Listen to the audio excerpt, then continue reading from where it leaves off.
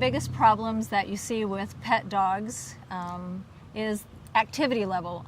It's so true that dogs really don't get the amount of exercise that they really need. Owners come home from work, they're tired, and the dog has saved up all their pent-up frustration and energy for them. So then the owner is left with walking the dog or trying to throw a ball, which then ends up in a game of keep away. That's where the beauty of the Boinga Bone comes in, because you have this perfect toy that your dog can interact with all on its own.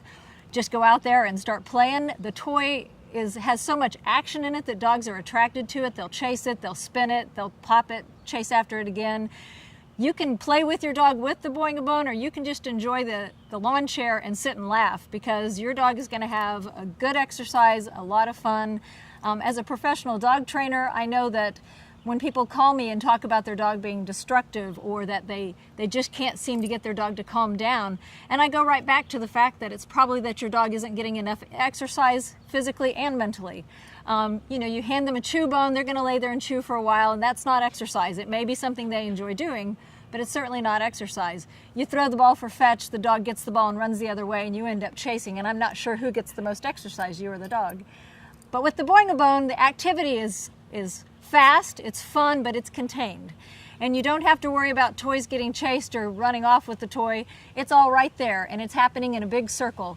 The dogs have a great time with it. It's really fun for both dog and owner, because you really get to relax with your glass of iced tea and enjoy watching your dog have a great time.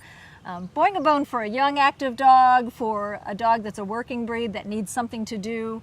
It's a great invention just to let the dogs have a little fun and burn that energy, and also play games. You'll see them play games that they invent themselves, so it's stimulating them mentally too.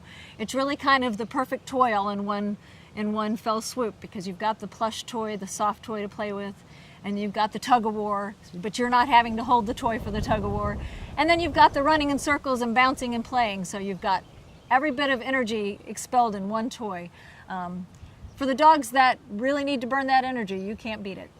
I took home a Boinga Bone to try with my own dogs, and what was really fun was to see how the different dogs played with it. Tink here, she was all over it. I didn't even have to introduce her to it. She went up and grabbed that bone and started flipping in circles, jumping, chasing it. She'd stretch it out and pop it to get it herself.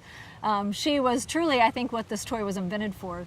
One of my bigger dogs, hysterically, he loves to play tug-of-war, so it was great to see the flexibility of the toy, how he could grab onto that toy and literally stretch that thing to the ground, and it would still rebound for him.